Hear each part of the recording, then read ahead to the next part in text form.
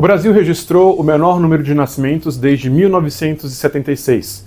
Com a transição demográfica, muitos governos ao redor do mundo se perguntam como fazer a classe média ter mais filhos. O impacto da transição demográfica e da redução na fertilidade, na natalidade, não é exatamente um tema novo, nem é o seu impacto sobre o crescimento econômico dos países. Já existe há um bom tempo uma preocupação sobre o efeito que o menor número de crianças e depois de jovens vai ter não só para o financiamento das contas do Estado, principalmente por conta dos custos de previdência social, aposentadorias, pensões e também de saúde pública, mas também pelo seu impacto no mercado de trabalho. Ter menos pessoas nascendo significa, em algum momento, ter menos trabalhadores para carregar aí a atividade econômica, impactando, então, o PIB. Mas uma outra preocupação tem se destacado recentemente entre os economistas, que se preocupam que o menor número de nascimentos afete o crescimento da economia, afetando a redução na inovação. O argumento aqui é de que menos pessoas nascendo significa chances menores da gente ter pessoas muito talentosas, grandes inventores, empreendedores, pesquisadores nascendo, e uma população menor dessas pessoas de altas habilidades interagindo com outras pessoas também de altas habilidades poderia vir com uma queda expressiva no PIB. A gente passou por um período de crescimento econômico ao longo do século XX que veio precedido de crescimento da população e ajudou aí a gente ter muitas invenções. Quem tem feito muito esse argumento é um dos principais, talvez a principal referência na academia americana em crescimento econômico, que é o professor Charles Jones, que chega a falar na possibilidade de fim do crescimento econômico. Então é quase como se a queda no número de nascimentos não tivesse um impacto linear sobre o crescimento econômico, como se a gente pudesse ter, de fato, um colapso aí, principalmente por conta de ideias e de conhecimento, segundo os modelos dele. Muitos países têm adotado políticas para tentar reverter o número de nascimentos.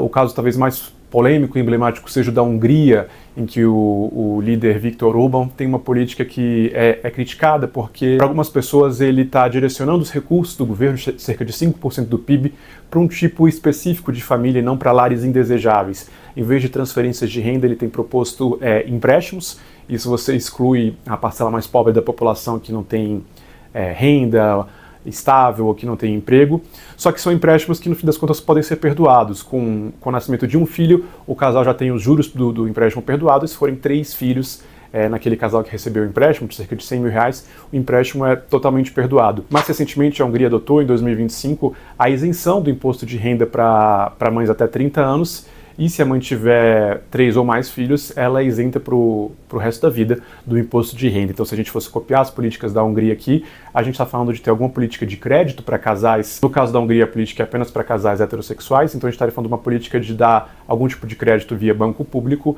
ou uma linha de crédito vinda do governo federal para casais que quisessem ter filhos, e esse empréstimo seria gradualmente perdoado de acordo com a quantidade de crianças que nascesse naquele lar. Se a gente fosse copiar a Hungria também, a gente daria isenção total de imposto de renda para mulheres que têm mais filhos. Essa é, de novo, uma política que seria voltada para as classes mais altas, já que as famílias mais pobres não pagam imposto de renda porque estão fora dos limites normalmente associados ao pagamento do imposto. Elas estão isentas. A gente vê essa discussão no mundo todo. A China é um caso muito interessante também. Por várias décadas a ditadura impôs a política do filho único, com preocupação do excesso de crianças nascendo.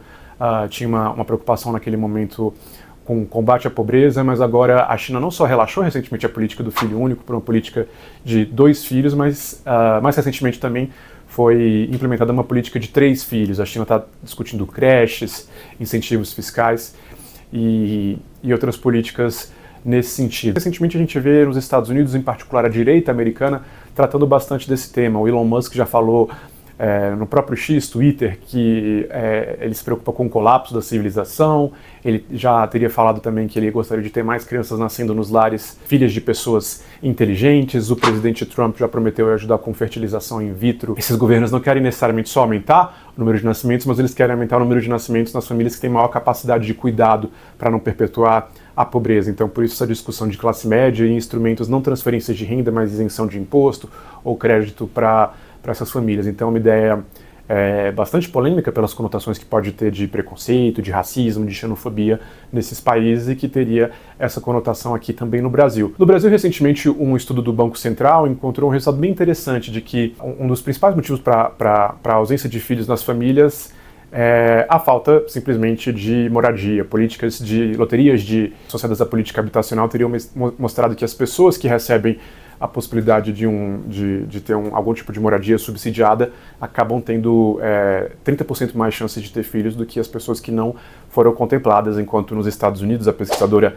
Alice Evans tem apontado para a possibilidade dos smartphones, talvez ali pela questão do uso do tempo ou pela questão das referências que são encontradas nas redes sociais, terem reduzido significativamente o número de filhos por mulher nos últimos anos. Então, em algum momento, talvez os governos queiram olhar para isso também. O copo meio cheio aqui para o Brasil é que a redução no número de nascimentos que tem acontecido entre todas as classes contribui para a redução da pobreza infantil, porque nas famílias mais pobres também o número de nascimentos tem caído bastante, e contribui para a queda da violência, um fenômeno que já é bastante conhecido na literatura, é que variações no número de nascimentos nas famílias mais pobres estão associados à futura redução na criminalidade, até porque boa parte das pessoas que cometem crime e que são vítimas de crime também no Brasil são homens jovens. Sem crianças nascendo, a gente vai ter poucos homens jovens, tanto para financiar a previdência, para ter grandes ideias, para serem mentores, mas também para se envolver no crime. E aí?